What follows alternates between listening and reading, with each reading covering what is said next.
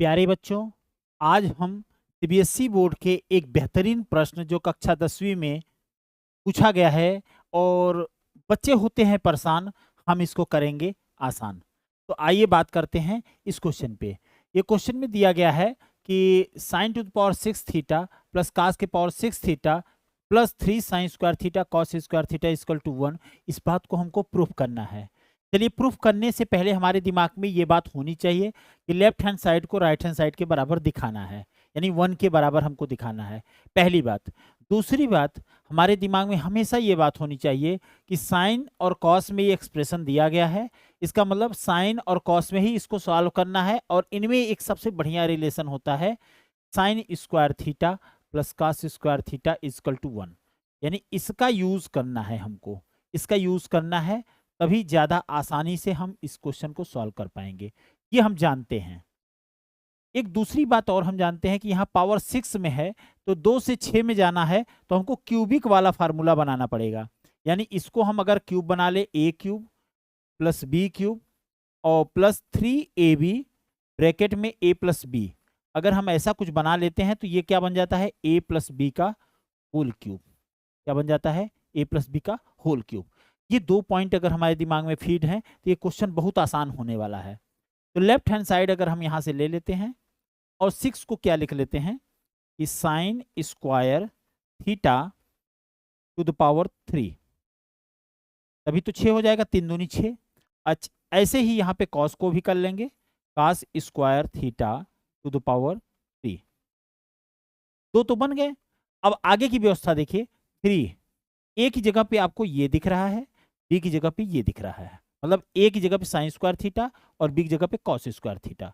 तो 3 sine square theta cos square theta. अब रही बात ब्रैकेट की, तो यहां जब ब्रैकेट में लिखने की बात आएगी तो आप ध्यान से देखिए, तो यहाँ कुछ नहीं लिखा गया है, तो इनके मल्टीप्लाई 1 लिखा है, यानी जिसका गुणज कुछ नहीं होता, मल्टीपल कुछ नहीं होता, वहां पे 1 हम लिख सकते हैं आराम से। तो यहाँ 1 रहा होगा तो 1 की वैल्यू क्या है, sine square theta plus cos square, sign square theta plus cos square.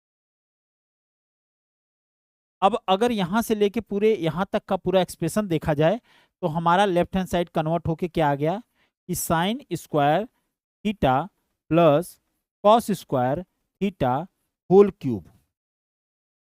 और इसकी वैल्यू आपको अभी अभी पता चला है ऊपर में कि ये आइडेंटिटी होती है, इसकी वैल्यू 1 होती है और 1 का क्यूब क्या होता है, 1 ही होता है, मतलब ये RHS आ गया। तो इससे बेहतरीन मेथड नहीं हो सकता इस क्वेश्चन को सॉल्व करने के लिए। बहुत आसान है, ज्यादा लिखने में आप परेशान ना होइए, चीजों को समझने पर ज्यादा फोकस करिए। अब बच्चों का कहना है कि यही क्वेश्चन अगर सेम टू सेम, यही क्वेश्चन सेम टू सेम हमारे कहाँ जाए, ऑब्जेक्टिव क्वेश्चन आ जाए। क्या आ जाए, ऑब्जेक्टिव क्वेश्चन, MCQ आ जाए, तब सर क्या इसी तरीके से इस क्वेश्चन को सॉल्व करेंगे? जी नहीं।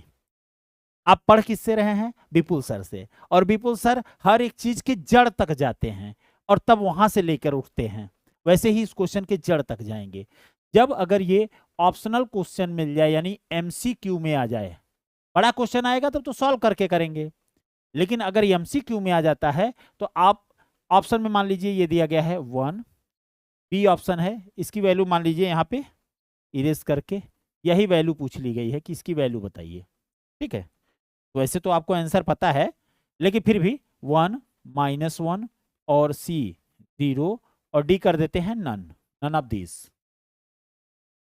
अब आप ध्यान से देखिए कि इसकी वैल्यू कितनी हो सकती है, तो आप इसके लिए क्या करिएगा, वैल्यू पुट कर लीजिए, वैल्यू पुटिंग मेथड आप अप्लाई करिएगा। हमेशा दिमाग रखिएगा कि वैल्यू पुटिंग मेथड सबसे अच्छा होता है, value putting method.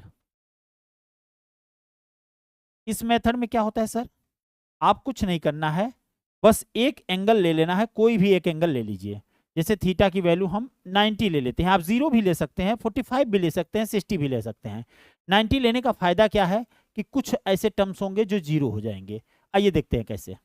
Sign 90 degree के पावर 6 हो जाएगा।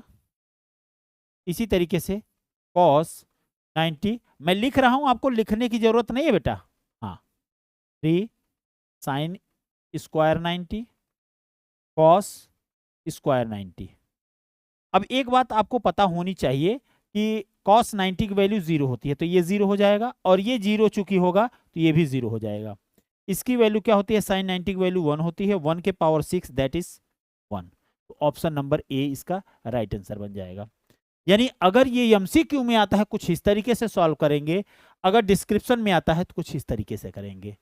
तो प्यारे बच्चों, अगर वीडियो आपको अच्छा लगा हो तो ज़्यादा से ज़्यादा बच्चों में शेयर करिए, और इस बात को बताइए कि हाँ विपुल सर इस तरीके के क्वेश्चन आपको 1 बाय 1 कराने जा रहे हैं।